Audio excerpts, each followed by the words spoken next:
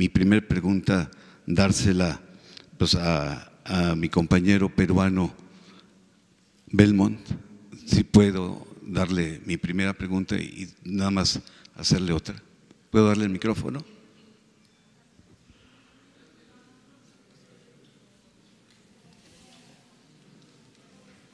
Bueno, muchas gracias.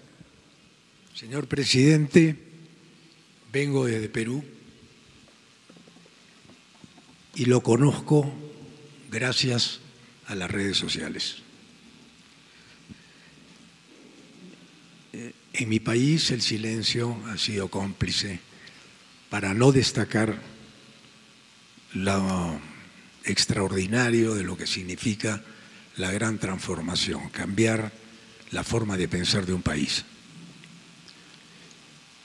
Yo me siento emocionado, me siento tranquilo, porque hoy día fue un día muy especial. Venía aquí a la mañanera y se me perdió el celular. Había perdido contacto. Y lo primero que quiero agradecer, algo que usted dijo, que lo más grande que tiene México es su gente. Y aquí tengo muchísimas palabras para agradecer el gesto que han tenido conmigo. Señor presidente, enfrentarse al neoliberalismo, como usted lo ha hecho, habría que preguntarle de qué madera está hecho usted, porque muy pocos hombres se atreven. Me voy a presentar, tal vez usted no me conoce. Mi nombre es Ricardo Belmont Casinelli, yo fui alcalde de Lima 2 veces, de los años 90, primer gobierno, hasta el año 93, y del 93 al año 96. Tuve como rival al presidente Fujimori al frente. Empezaba el neoliberalismo con toda su fuerza en el Perú. Después fui congresista de la República y candidato a la presidencia. Confieso que fracasé. Me enfrenté al poder fáctico y el poder fáctico me dio en el suelo, como decimos vulgarmente en el tema pugilístico. Usted tiene la gran oportunidad histórica de convertirse en un líder latinoamericano. Yo vengo a hablar no de la coyuntura mexicana, no me atrevo a intervenir en el problema doméstico de México, pero vengo a hablar de lo que usted representa para Latinoamérica, una gran esperanza. La esperanza que usted ha construido es su culpa, presidente, porque es la primera vez que un mandatario, después de ser electo, se atreve a esto, a una conferencia, a recibir preguntas de todo tipo, a encarar con una paciencia, una perseverancia y una prudencia digna de un hombre con características singulares. Y de ahí esta introducción, porque quisiera hacerle muchas preguntas y no puedo hacerlas en este momento. Pero mi primera pregunta es,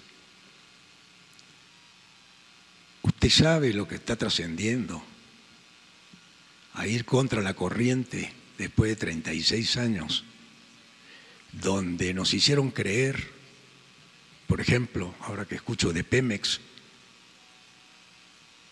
que no estamos capacitados nosotros para manejar lo que hicimos? ¿Quién hizo Pemex? ¿Quién hizo Pemex?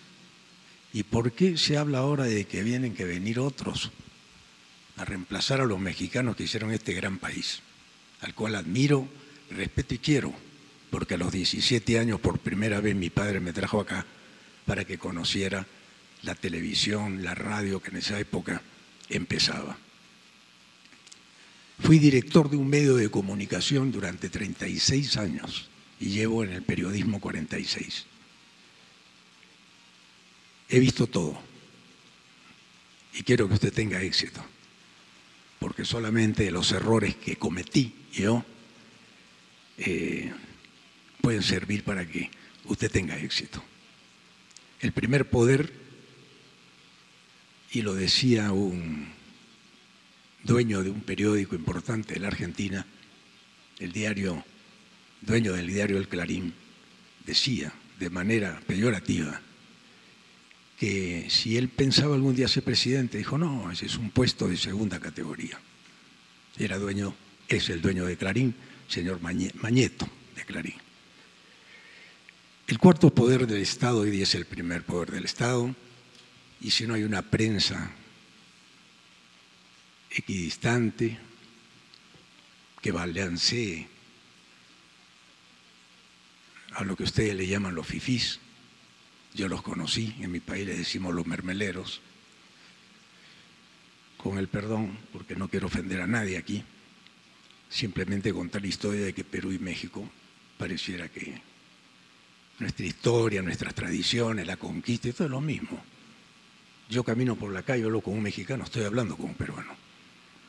Por eso hago esta extensa introducción, presidente, para preguntarle si usted sabe y mide, y tal vez lo ha hecho porque usted probablemente se adelanta 10 jugadas, si usted sabe lo que usted está sembrando, una siembra de un árbol frondoso con raíces muy profundas, que en el tiempo, tal vez ni, bueno, yo no creo que lo vea, yo soy algunos años mayor que usted, y veo un déjà vu de mi vida en su personalidad, con las características que yo no tuve, ni con las redes sociales que pude tener en ese momento que no existían.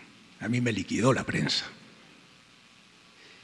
No porque tenían nada personal contra mí, eran mis amigos, sino porque mi proyecto era volver a recuperar la patria, la autoestima, el amor a lo nuestro, a nuestras tradiciones, al sentido de pertenencia, a nuestra gente, al barrio. Y usted lo está haciendo. La gran transformación es la transformación del hombre, señor presidente. Y ese era el motivo de mi viaje. Con toda mi familia he venido a México solamente para verlo frente a frente y decirle estas palabras. No tengo que hacer preguntas, tengo que hacer una reflexión en voz alta. ¿Qué opinión le merece esta reflexión? Bueno, yo agradezco sus palabras. Es usted muy bienvenido a México, en efecto. Perú, México tienen pues un pasado común, dos países, dos pueblos con mucha cultura, con civilizaciones extraordinarias, desde antes de la llegada de los españoles, de la conquista o de los encuentros entre culturas. Decirles que hace falta definir un nuevo proyecto para los pueblos, para las naciones del mundo. No aceptar el predominio de un solo proyecto y mucho menos si en los hechos ha demostrado su incapacidad para resolver los grandes y graves problemas nacionales. No podemos seguir con un proyecto fracasado. No funcionó el modelo neoliberal. Y lo que suele plantearse de buena fe y a veces como cuestionamiento a quienes no compartimos ese modelo, siempre es ¿y cuál es la alternativa? La pregunta. Por eso tenemos la obligación de elaborar, como se dice pomposamente, un nuevo paradigma,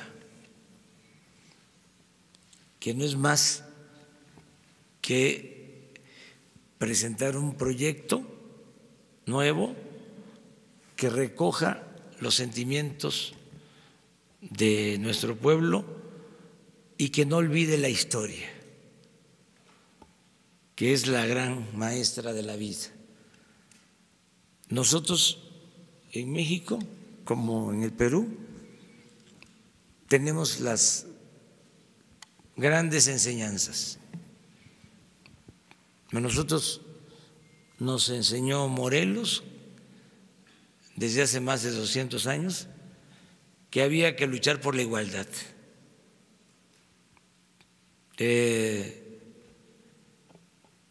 Hidalgo nos enseñó de que había que abolir la esclavitud.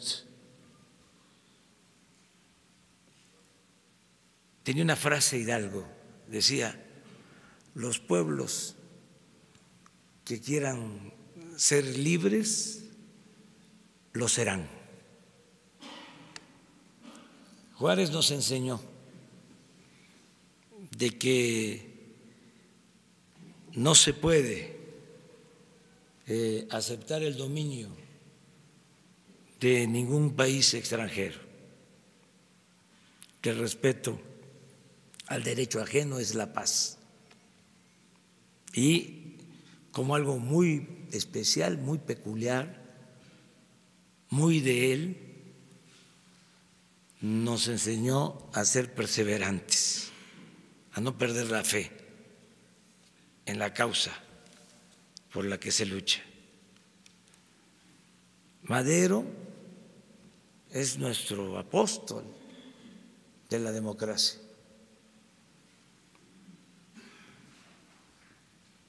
En un tiempo en que nadie hablaba de eso, ni se creía que eso significara una opción, una alternativa, él planteó de que la democracia era la salida a la crisis y al predominio de la dictadura. Y luego tuvimos un presidente extraordinario, el mejor del siglo XX, el general Lázaro Cárdenas del Río, que recuperó lo que había entregado Porfirio Díaz a extranjeros y demostró de que podíamos nosotros administrar nuestro petróleo, nuestros recursos naturales. Cuando se fueron, después de la expropiación, los dueños de las compañías petroleras extranjeras nos sentenciaron diciendo de que íbamos a ir a buscarlos, porque no iban a poder los técnicos, los trabajadores mexicanos, sacar adelante a la industria petrolera, porque ellos tenían la tecnología, el cómo hacerle, y que no íbamos a tener capacidad los mexicanos. Y salió adelante la industria petrolera en circunstancias muy difíciles. Ahora tenemos este desafío de demostrar que no tenemos por qué continuar por el camino trillado de los últimos tiempos, por este proyecto neoliberal o neoporfirista que ni siquiera funcionó en términos cuantitativos, porque en 36 años no ha habido crecimiento económico, que no es desarrollo. En 36 años México retrocedió, no avanzamos, no hubo crecimiento económico como lo hubo en otras épocas. En 50 años antes de que se impusiera la política neoliberal, la economía de México creció a una tasa promedio anual del 6% y en el periodo neoliberal, en 36 años, en promedio 2%. Y aumentó como nunca la corrupción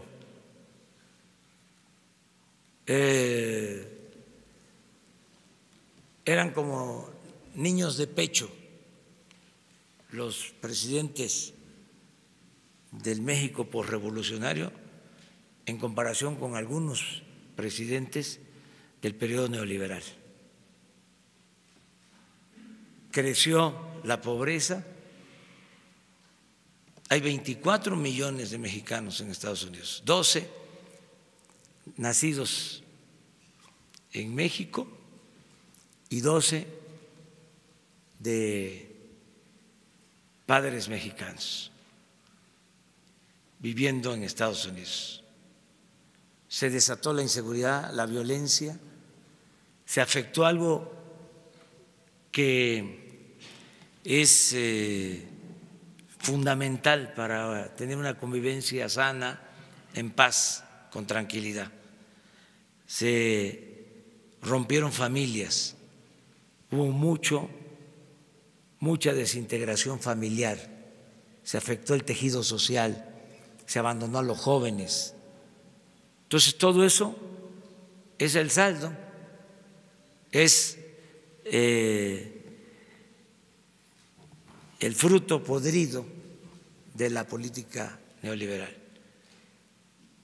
Y tenemos que cambiar esa política, llevar a la práctica una nueva política que tiene, en el caso nuestro, como eje acabar con la corrupción, porque el neoliberalismo en México se convirtió en sinónimo de corrupción, privatización, corrupción, beneficio para una minoría a costa del sufrimiento de la mayoría de los mexicanos. Entonces, el nuevo proyecto pasa por desterrar la corrupción, por acabar con la impunidad, porque exista un verdadero Estado de Derecho, no de chueco, no de cohecho. Pasa también por la justicia, por la igualdad. Tiene que ver en lo internacional con el apego a los principios de no intervención, de autodeterminación de los pueblos, de solución pacífica a las controversias, de cooperación para el desarrollo, cooperación entre los pueblos, entre las naciones, entre los gobiernos. Eso es lo que estamos acreditando. Y yo le invito a que participe dándole seguimiento, evaluando este proceso. Es muy interesante porque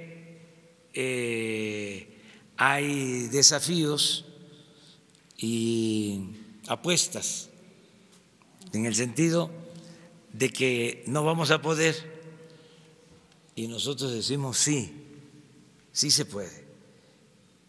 Y en poco tiempo, hasta eso, no va a transcurrir mucho tiempo, vamos a saber. Hasta ahora vamos bien y de buenas. La gente, que es lo principal, decía el presidente Juárez, con el pueblo todo, sin el pueblo nada. La gente está apoyando, está respaldando. Y queremos llevar a cabo este cambio, esta transformación. Queremos acabar con la corrupción, con la impunidad, sin arbitrariedades, es decir, sin cometer arbitrariedades. No imponernos por la fuerza, garantizar las libertades. Vamos al cambio por el camino de la concordia y de la democracia, de las libertades, debatiendo, porque no tienen elementos nuestros adversarios, no tienen argumentos, ya tuvieron la oportunidad y se hundió el país y creció la corrupción. Por eso, a debatir y hacerlo con libertades, sin ningún problema, respetando a los adversarios, que no los consideramos enemigos, son adversarios. Pero sí es un momento histórico el que estamos viviendo. Le comento que por primera vez en la historia de México se está por aprobar el que el presidente se someta a la revocación del mandato. En 2 años va a haber una consulta y se le va a preguntar al pueblo: ¿quieres que continúe el presidente o que renuncie? Porque el pueblo pone y el pueblo quita. Entonces, es interesante, porque no es solo la democracia representativa, es darle su lugar a la democracia participativa. Entonces, es todo lo que conforma este nuevo proyecto, democracia con libertad y dimensión social. Y muchas gracias, muchas gracias.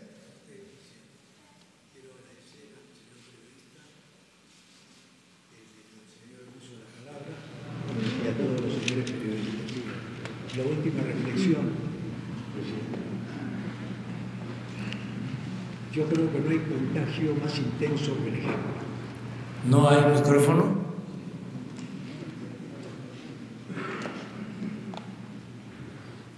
Señor presidente, con todo respeto, primero mi agradecimiento al señor Lord Molecule, que ha tenido la amabilidad de cederme el uso de la palabra. Creo que no hay contagio más intenso que el ejemplo, presidente. En el Perú, cada 3 gobiernos neoliberales se perdía un PBI completo. Un PBI completo desaparecía con la sobrevaloración de las obras y todo lo que usted tantas veces ha narrado, y por eso lo sigo. Cuando Margaret Thatcher dijo que primero la economía era el método y que después venían por el alma y el corazón de los pueblos, ahí entendí que nos querían robar el alma y el corazón. Yo lo único que quiero decir ahora es que usted está llevando adelante la primera revolución no cruenta, porque las anteriores, todas, fueron con la mano dura de la prepotencia y de la dictadura. Por eso yo le deseo éxito, presidente, que Dios lo bendiga, y créame que felicito a todos los periodistas que han puesto el pecho por esto, porque están contra la corriente, y solamente las convicciones son las que pueden llevar adelante esta tarea de transformar la mente de toda Latinoamérica, que ya lo está viendo usted como un referente. Y me he permitido hacer esta extensa presentación por el respeto que le tengo a este querido país. Muchas gracias, presidente. Muchas gracias. Pues esto también es muy importante, lo conceptual. No vamos a estar hablando solo de números o de lo cotidiano. De vez en cuando tenemos que hacer una reflexión y también para eso son estos encuentros. Entonces yo celebro que se haya dado esta participación y, si les parece, mañana continuamos.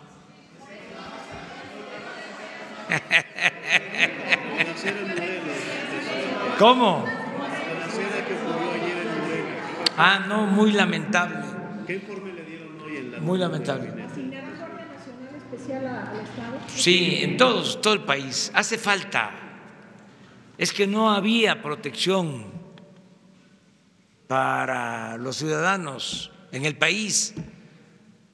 Esa es otra cosa que no se quiere aceptar o no se escucha. No había protección, no había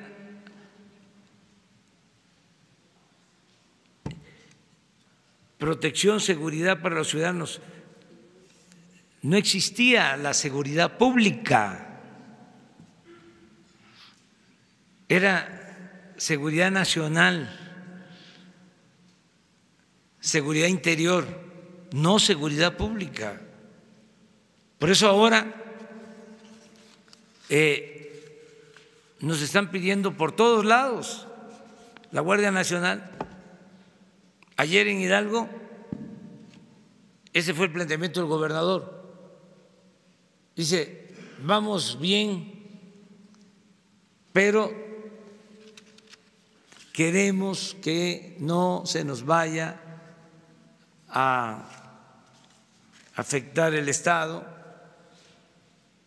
y por eso le pedimos que se incluya el que venga pronto la Guardia Nacional. Lo de Morelos ayer, Guardia Nacional, por lo mismo. Es que habían 10,000 efectivos para la seguridad pública en todo el país. Me refiero a la Policía Federal. No podía el Ejército, no podía la Marina atender tareas de seguridad pública. Por eso fue muy importante la reforma constitucional, la creación de la Guardia Nacional. Hoy recibimos un informe del avance en la creación de la Guardia. Les puedo adelantar porque hoy informaron que ya tenemos todo el presupuesto para pagar a los elementos de la Guardia Nacional este año, alrededor de 4,000 millones de pesos. Pero además el equipamiento y otros gastos significan 12,000 millones de pesos adicionales. Mañana sí, mañana si tenemos tiempo, hoy mismo, don Jesús, lo que nos presentaron hoy, porque se están reuniendo la Secretaría de Defensa, Marina, Seguridad Pública, Hacienda, para que les informen de cómo va el proceso de reclutamiento de nuevos elementos, los exámenes de confianza, los procesos de formación, cómo se va avanzando, porque es crear algo que no existía, es algo nuevo. Contamos, desde luego, con el apoyo del Ejército, de la Marina, de dos maneras. Primero, con la Policía Militar y con la Policía Naval, que se incorpora. Pero también están ayudándonos estas instituciones para convencer a elementos de las dos instituciones a que formen parte de la Guardia, lo que podríamos decir los veteranos que ya están en funciones en el Ejército, en la Marina, que nos ayuden para que lo más pronto posible tengamos el número de elementos que se requieren. Tenemos que cubrir todo el territorio con 266 coordinaciones. Estamos hablando de alrededor de 120, 150,000 elementos. Y necesitamos para este año terminar con 150 coordinaciones en el país. Pero miren, volvemos a lo mismo. ¿Qué pasa en Morelos? El que asesina, un joven, por una cantidad, si son ciertas las versiones, de muy poco monto, 5,000 pesos. Fíjense a lo que llegamos por abandonar a los jóvenes. ¿Qué hicieron? Nada, nada más llamarles ninis.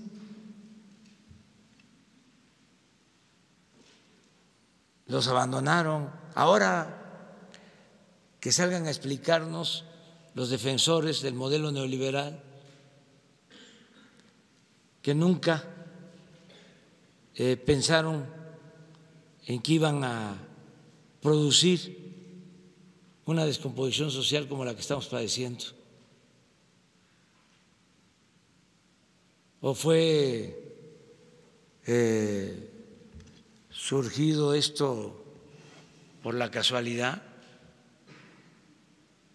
Entonces, sí, tenemos todos que ayudar, todos que ayudar. Y vamos adelante. Mañana van a ver.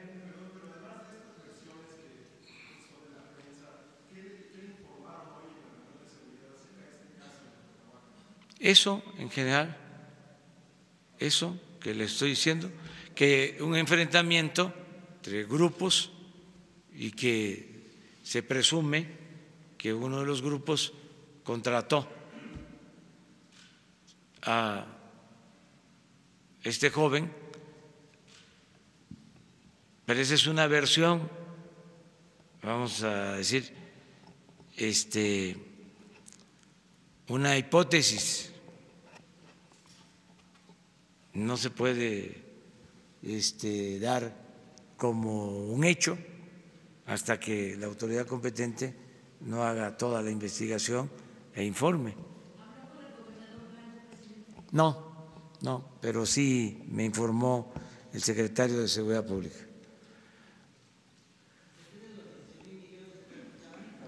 Sí. Hoy les informan sobre lo de la guardia. ¿Cuánto? ¿No tienes el cuadrito? Vamos a ponerlo de una vez. Vamos a esperar.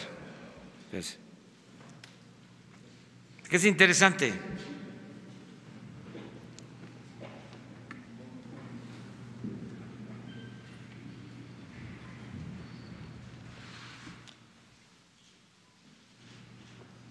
$17,200.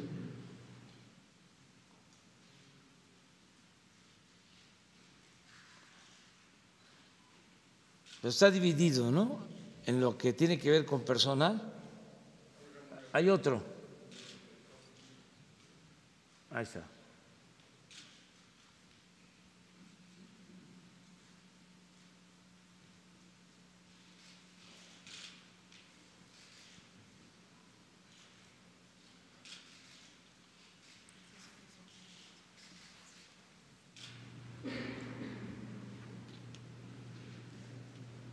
Quiero agradecer el apoyo de la subsecretaria de Egresos, que ha estado ayudando en esto.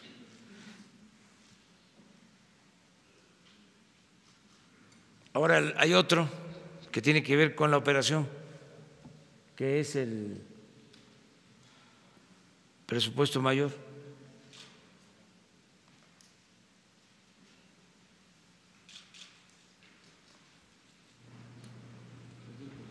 Este es Marina, pero viene el de defensa. Marina, ahí está.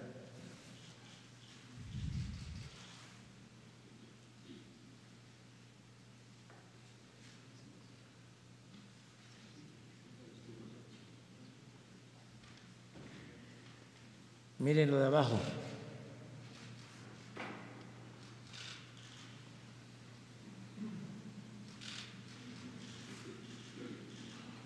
Y ya estamos, pues por eso se planteó, pero tenemos resuelto lo del presupuesto para este año.